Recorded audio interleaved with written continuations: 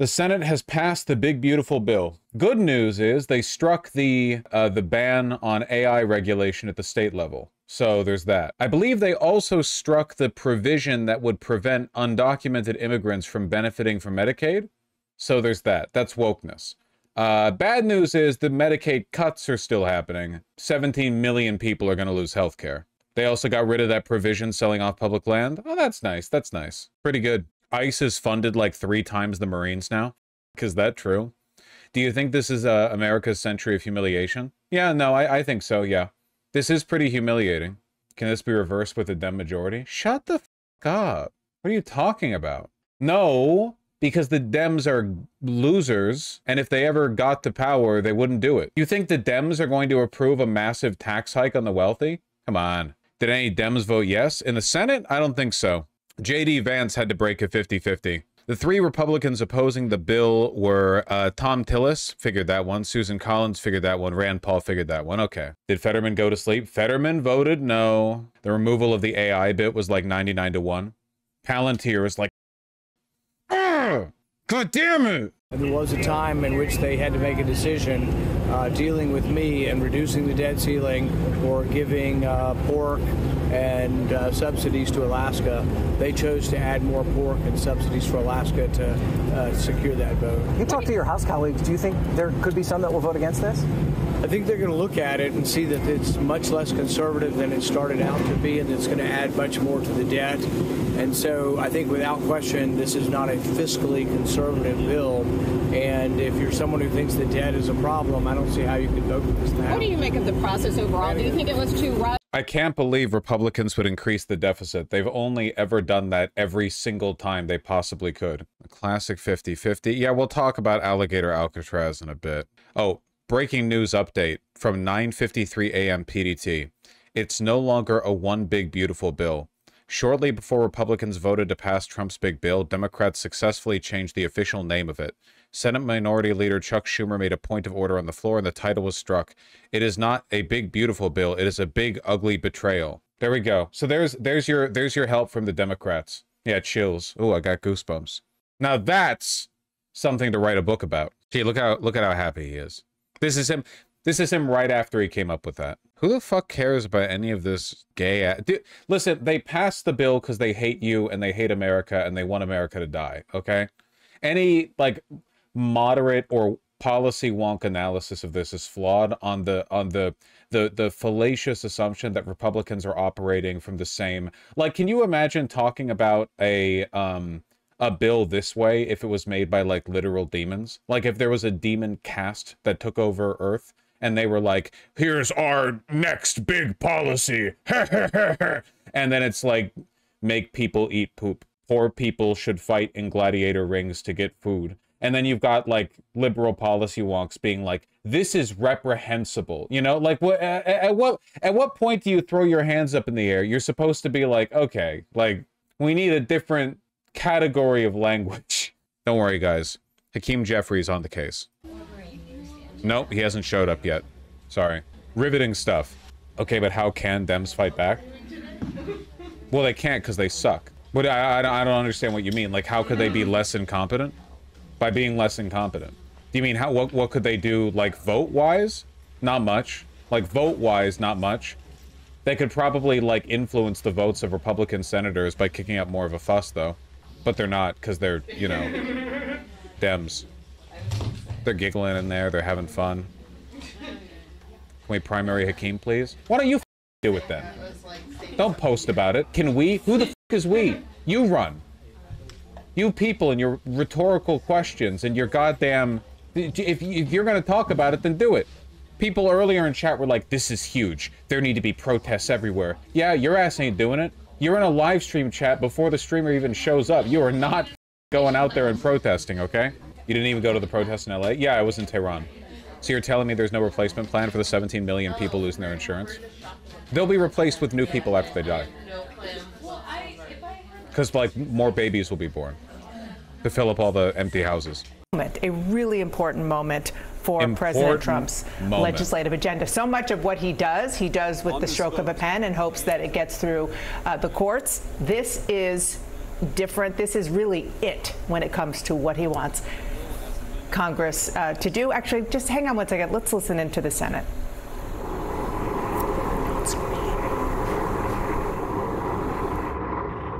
Yep.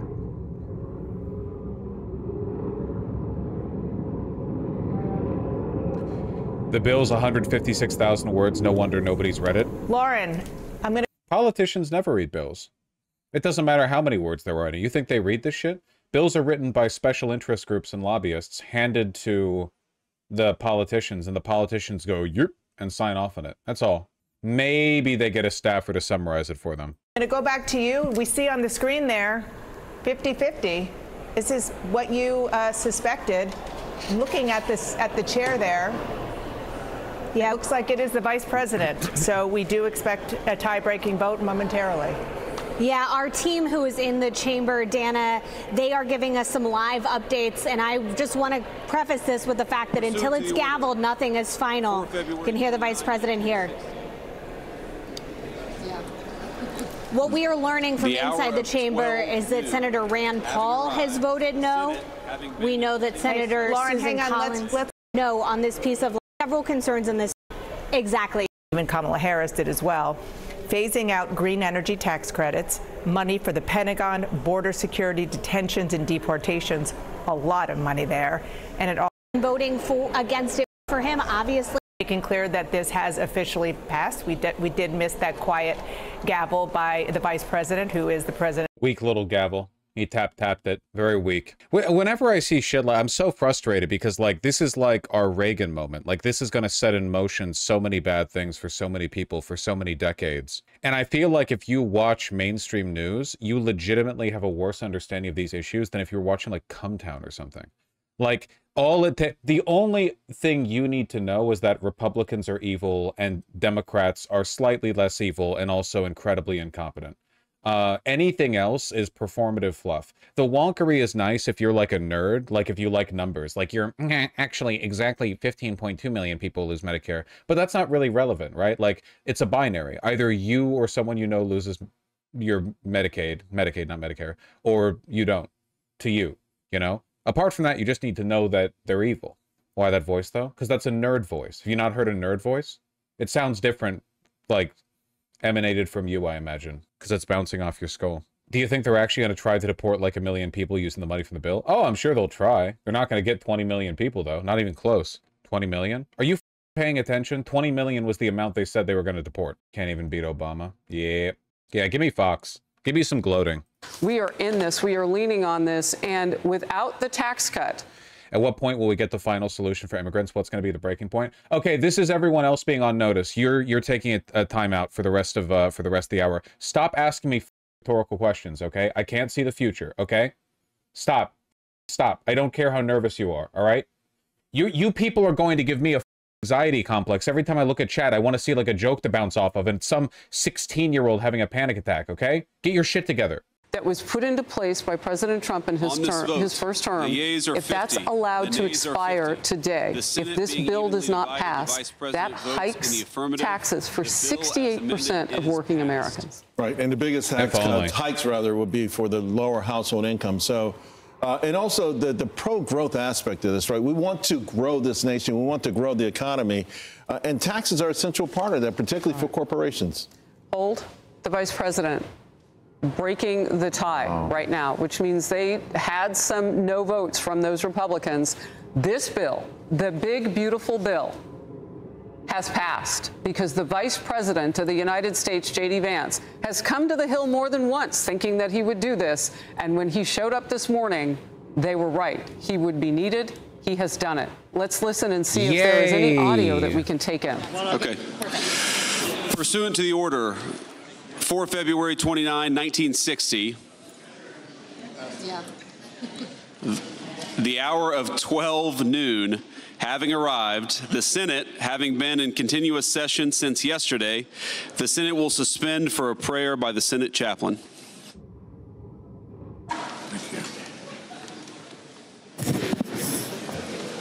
Let us pray.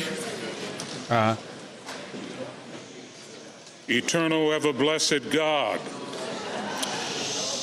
help our senators to walk on your path, for the glory of your name. Help them to walk with humility so that they will strive to be servants of the people. Help them to walk with forgiveness so that they will forgive as they desire to be forgiven.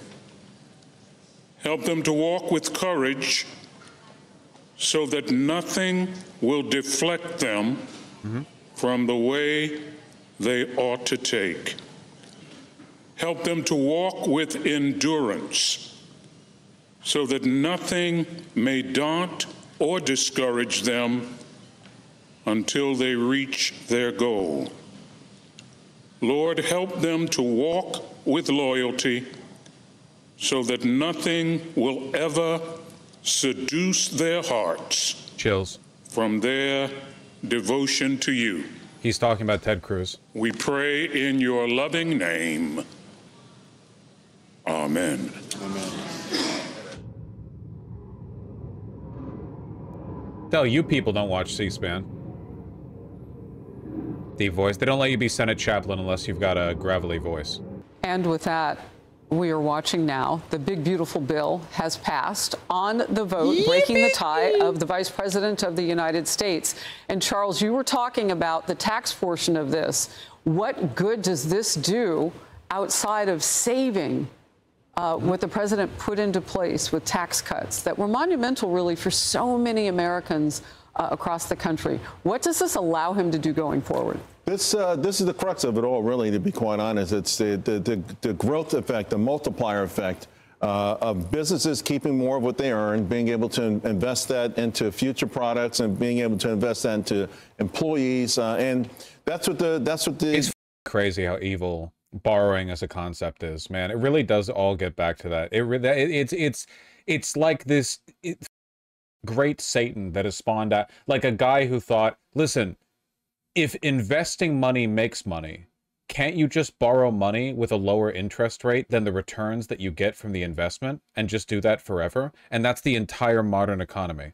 The entire modern economy is like a circle jerk where you reach over to the next stick, but the next stick is like the next investment.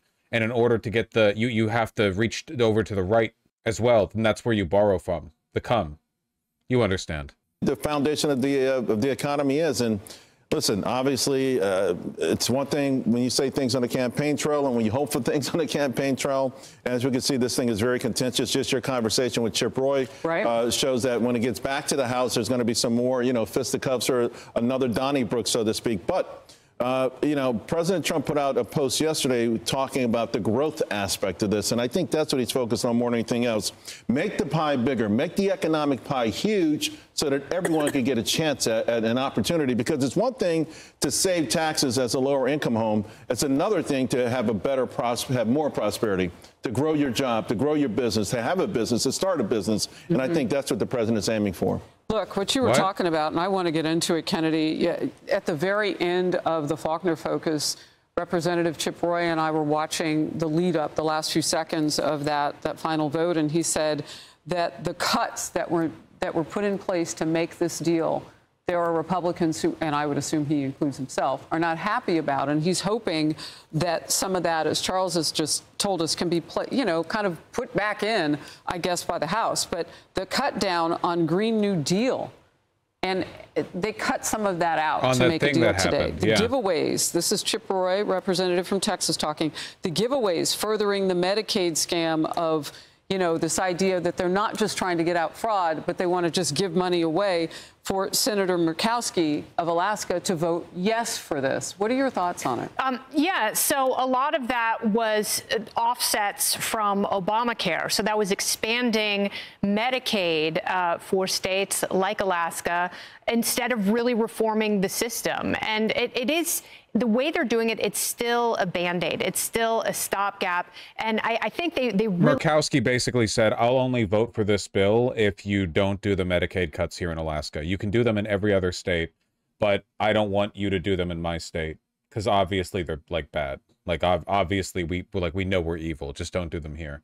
really have to focus more of their attention on these meaningful reforms going forward, because that shouldn't be the thing that kills this bill. That shouldn't be the thing that kills tax cuts. But it opens a very interesting fissure within the party, because you have the constitutionalists like Chip Roy and the Freedom Caucus in the House, and then you have the moderates in the Senate, like Lisa Murkowski and Susan Collins, who's up for re-election. And so they're going to push for the more moderate or liberal aspects of this bill that expand government and expand spending, which is a recipe for disaster when you're trying to cut taxes. If you're going to grow the economy, as Charles says, you also have to cut spending. And that's the issue that people like Rand Paul have with the bill. Kennedy, do you think that it really came as close enough? That's about enough I can handle listening to women. Yeah, nice. Anyway, the country's pretty much... It goes back to the House now. It needs to be voted on by the House.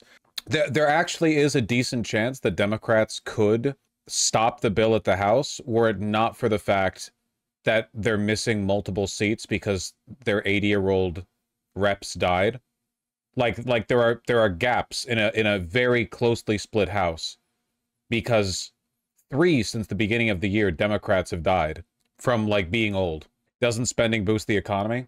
That's Keynesianism, also known as communism, also known as your ass is going to Gitmo. Is it not House first, then Senate? You bounce it back when there are changes. We are in this. We are leaning on... A lot of these folks in D.C. Inherited from the Biden administration in the way of illegal immigration, he said will take a decade to actually clean up and address. And we talked about the brave and efficacious work of ICE agents and DHS right now, but the reality is that we have to go internally and clean house. And so what this OB3 does in the way of resources for that and allocation is really paramount, because I think right now we've successfully obviously stopped the floodgates at the border, but the reality is that on the interior front, there's a lot that we don't know. And what we do know is that we need resources for that. And I also spoke with Congressman Rick Crawford from Arkansas, and he talked about the agricultural communities. He said those are the heart and soul of rural America. And when we talk about these tax cuts, I speak with everyone, what is the best for your constituents? What do your people need? It's all the same. That's the entire point, that the massive impact it would have had if this didn't pass or doesn't pass the House.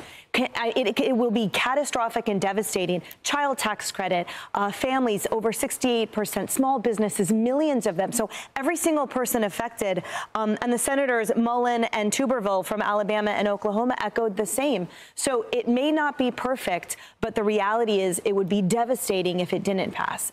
You know, just talking about it plainly, as we often do here, Emily, on the couch, if you can imagine struggling under the high inflation of at 9.1% under Joe Biden in the last 4 years, if you can imagine price setting going to higher rates. And do you know that the dollar has fallen since the beginning of the year more than any first 6 months of a presidency in the past 50 years? This is the worst year so far for the dollar in the past half century. The amount that the dollar has devalued is greater than the accumulated interest of Biden's presidency in terms of the severity with regard to their impact relative to other countries, because other countries experienced inflation too, oftentimes worse than we did. So even though our dollar became worth less, we kept parity for the most part. Never coming back down. I mean, the inflation has come down precipitously, as President Trump had promised, but the government doesn't set the prices. We're a capitalistic nation. So, you know, those prices are still high. So to take away people's ability to pay for those prices that they've had to be buckled under and struggled under for 4 years with less money to pay for them if this doesn't pass the House, that's inconceivable. That would be punishment on punishment. My dad he's almost 80. And COVID almost totally destroyed our small family farm and agricultural community. And it was made all the worse because it was in a blue area in Oregon. And the reality is he now does everything himself for all of that reason. The cost cutting that we have to endure because of the suffocation from federal regulations and the states piling in. You are right. What the f are you referring to? What are you referring to? You cannot afford it. We cannot afford to continue that. All right, we're covering it. So now the bill, the big, beautiful bill, goes to the U.S. House. Hey, everyone. I'm Emily Compagno. Thank you. Yeah, I don't know. It's pretty rough. At least the AI provision The ban on regulation didn't go through, but apart from that, all right, the Elon Trump beef. Yeah, we'll talk about that in a sec. Sheesh. Genuine question, not try to be snarky or anything. You say stuff like this bill will end America, or the right has consolidated all the power, or they own the media. But you mock chatters that might posit extreme ideas like state secession or similar ideas. The issue there is the viability. Like, that's just LARP shit, okay? When I say stuff like the right wing owns the media, that's just factually correct. I'm not really embellishing that at all. The right has consolidated all the power. That's pretty, I mean, not all the power, but like, yeah, pretty near, you know? This bill will end America. That's obviously hyperbole. I think it's an artistic flourish. It'll do a lot to damage America. But when people say shit like, it's time for blood in the streets, you're LARPing. You are LARPing. You are trying to derive catharsis from being performative in public, and I find it embarrassing. But I'm 31, and a lot of people who watch my content are not. But that doesn't mean that I can't. Listen, you have to cramp down on this stuff, because so far the only person who's been making any real effort to improve this country in the recent past is Mamdani. Like, Mamdani was like, in his head, I'm sure he was like, it would feel really good to be a performative virtue signaling Twitter leftist, or instead I could use my talents for something good. And now he's the, you know, presumptively the mayor of New York City. So that's the reason I come down hard on that. Trump thinks Senate approved spending bill will easily pass House. Maybe. Republicans are good at falling in line. Maybe Elon buys their votes. You need to pay better attention. Elon hates this bill. He's threatened to primary anyone who votes for it. The funny thing is that online, the only people that I see talking about the Senate proceedings for the big beautiful bill are right-wingers who are upset that it's not right-wing enough. Illegals should not get Medicaid. This should not have to be said. So let me get this straight. We cannot kick criminal illegal aliens off of taxpayer-funded free healthcare because we have one single unelected person in the Senate saying no. Are you kidding me right now? What is the point of even voting? The Senate parliamentarian didn't allow that amendment vote to go through through reconciliation. Unelected. The parliamentarian. I'm explaining. Democrats just blocked my amendment to stop illegal immigrants from receiving Medicaid coverage. Why do they want illegal aliens to receive government benefits in the taxpayers' times? The average person isn't even talking about that. Like, the only people I see talking about it really are Republicans saying it needs to be worse. It needs to be more destructive. More people need to die. The death toll needs to go up. We should redo the census and only count Americans. Oh, hi, Charlie Kirk. Elizabeth McDonough stopped the Senate bill from blocking illegals from getting Medicaid. An unelected Senate staffer is thwarting the will of 75 million people who voted to make sure foreign alien invaders aren't getting taxpayer benefits. This is a red line. The Senate needs to change the rules, fire her, or find a solution. This is in the hands of the Senate to find a solution. We have 53 votes figured out. No more excuses. Yeah. So, yeah, the only people who care about this bill are Republicans who want it to be more racist. I feel like America's pretty much getting what it deserves here. I don't know. I'm overstating the case a little bit, but only a little bit. If we're going to cap this off with anything, I think it should be Senator Schumer's epic own. I raise a point of order against page 1, lines 3 to 5 of the pending amendment, which violates Section 313B1A of the Congressional Budget Act of 1974. The point of order is sustained. The text will be stricken. Yep. That's what he posted. That's the thing he posted in response to the kill every American bill getting through the Senate. More or less. That's his we're all gonna die. This shit goes so hard if you're an annoying moderate Dem. Dude, there are no annoying moderate Dems in the real world anymore, okay? The average like real world Democrat is a Maoist now. Dude, seriously, all of these people are on Twitter. The only people who are still doing the like moderate centrist Democrat bit are the people who read Iglesias's Substack, and they're all on Twitter. They're not real people. They're not humans. Who cares? Also boomers? No, not really. Nobody likes Schumer.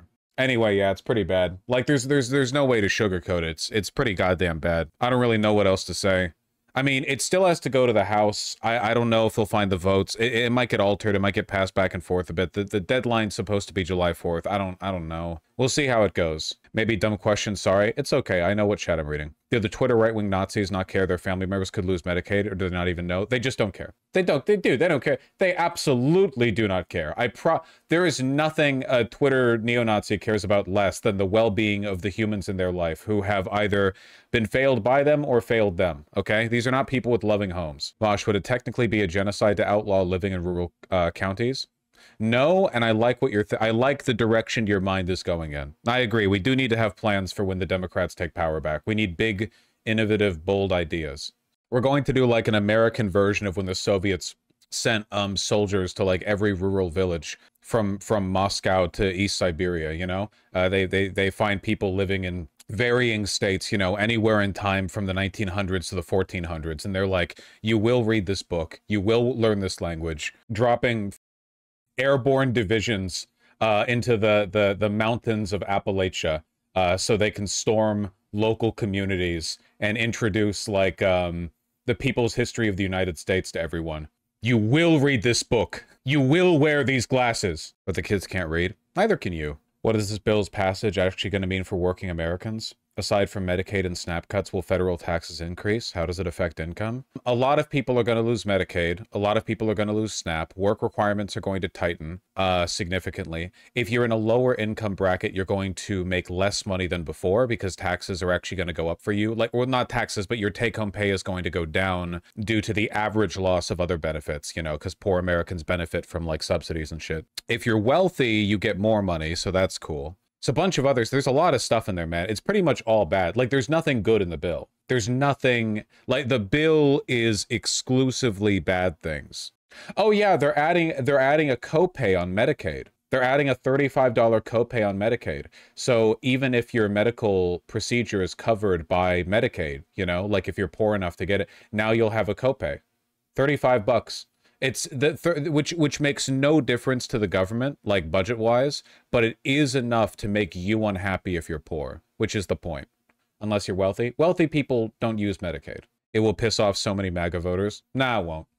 Every MAGA voter who loses Medicaid coverage will say, oh my God, I am the one exception to an otherwise perfect bill. And the only reason I got removed is because an illegal immigrant somewhere is taking my Medicaid coverage. What would your ideal budget bill be?